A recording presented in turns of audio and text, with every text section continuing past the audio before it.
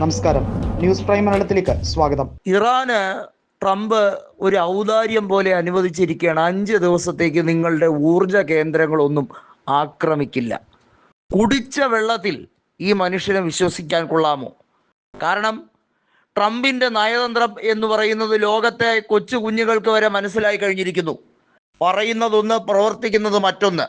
സമാധാനം വേണമെന്ന് പറയുന്നതിൻ്റെ ഇടയിൽ ആക്രമിക്കുന്ന സ്വഭാവമാണ് ഡൊണാൾഡ് ട്രംപ് എടുത്തിട്ടുള്ളത്. ഒരു ഭ്രാന്തനെ പോലെ എടുക്കുന്ന തീരുമാനങ്ങൾ മറ്റു രാജ്യങ്ങൾ ഒരു കാരണവശാലും അത് അംഗീകരിച്ചു കൊടുക്കരുത് എന്നാണ് ഇറാൻ്റെ അഭിപ്രായം. അതായത് ട്രംപ് വെടിനിർത്തൽ പ്രഖ്യാപിക്കുന്നു, സമാധാനപൂർവമായ ചർച്ചകൾക്ക് വഴിയൊരുക്കുന്നു എന്ന് പറയുമ്പോഴും ഇറാൻ പറയുന്നു, ഏത് ചർച്ച? ഞങ്ങളുമായി അങ്ങനെ ഒരു സംസാരമോ അങ്ങനെ ഒരു നീക്കമോ ഉണ്ടായിട്ടില്ല. നിങ്ങൾ നിങ്ങളുടെ പണി നോക്കൂ. ഞങ്ങൾ യുദ്ധം അവസാനിപ്പിക്കണമെങ്കിൽ ഞങ്ങളുടെ ഡിമാൻഡുകൾ അംഗീകരിക്കണം, ഞങ്ങൾക്ക് നഷ്ടപരിഹാരം നൽകണം. ഞങ്ങൾ 1, 2 എന്ന് അക്കമിട്ടിരിക്കുന്ന നിരവധിയായ സാഹചര്യങ്ങൾ ഇവിടെ ഉണ്ടാകണം. ഞങ്ങളെ ആക്രമിക്കാൻ വർഷങ്ങളായി അമേരിക്ക നടത്തുന്ന നീക്കങ്ങളുണ്ട്. ഖാസിം സോലമേനിയിൽ തുടങ്ങി ഇപ്പോഴിതാ പരമോന്നതകാരിയായിട്ടുള്ള ആയത്തുള്ള അലി ഖമനിയുടെ വരെ ജീവനെടുത്ത നെറികെട്ട ഭരണകൂടം, ഞങ്ങളിൽ റെജീം ചേഞ്ച് ഉണ്ടാക്കാൻ തുടങ്ങിയവർ ഇപ്പോൾ എവിടെ നിൽക്കുന്നു എന്ന് കൃത്യമായി ഇസ്ലാമിക് റവല്യൂഷണറി ഗാർഡ് കോർപ്സ് പരസ്യമായി തന്നെ കളിയാക്കുന്നു. ട്രംപിന് ട്രോൾ മഴയാണ്. ട്രംപിനെ പരിഹസിച്ചുകൊണ്ട് തന്നെയാണ് ഇപ്പോൾ കൃത്യമായ മറുപടി ഇറാൻ കൊടുക്കുന്നത്. അതായത് ഇറാനെ സംബന്ധിച്ചിടത്തോളം അവരുടെ ഏറ്റവും വലിയ ശക്തനായ പരമോന്നതകാരിയെ കൊലപ്പെടുത്തിയിട്ടും അവർ അനങ്ങാതെ, അവർ സധൈര്യം നിന്ന് പോരാടുകയാണ്. ഇത് ചരിത്രത്തിൻ്റെ സുവർണ ലിപികളിൽ എഴുതപ്പെടേണ്ട സാഹചര്യമാണ്.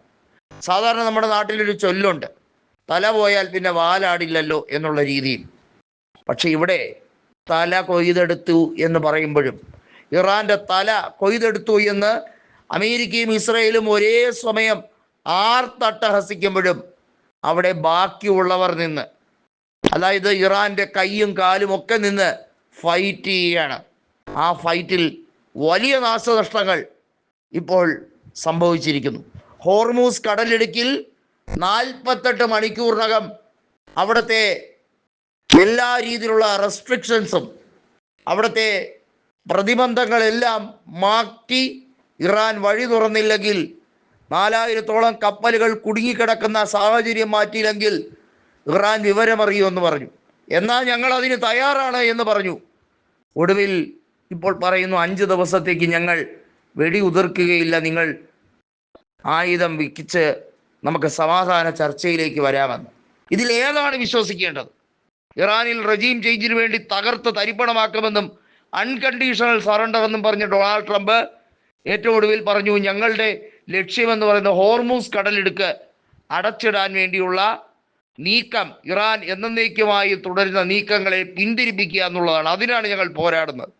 അപ്പോൾ ഏറ്റവും ഒടുവിൽ പറയുന്നു, ഞങ്ങൾ ഇറാനുമായി ചർച്ചയ്ക്ക് തയ്യാറാണ്. മധ്യസ്ഥതയ്ക്ക് വേണ്ടി റസബ് തായിബ് എർദോഗൻ തുർക്കിയുടെ പ്രസിഡന്റിനെ വരെ മുന്നോട്ട് കൊണ്ടുവരാൻ ശ്രമിക്കുന്നു. GCC രാജ്യങ്ങൾ അമേരിക്കയ്ക്ക് സമ്മർദ്ദം ചെലുത്തുകയാണ്. കാരണം ഗൾഫ് കോർപ്പറേഷൻ കൗൺസിലിനെ സംബന്ധിച്ചിടത്തോളം അവർക്ക് പൊറുതി മുട്ടിയിരിക്കുന്ന അവസ്ഥയാണ്.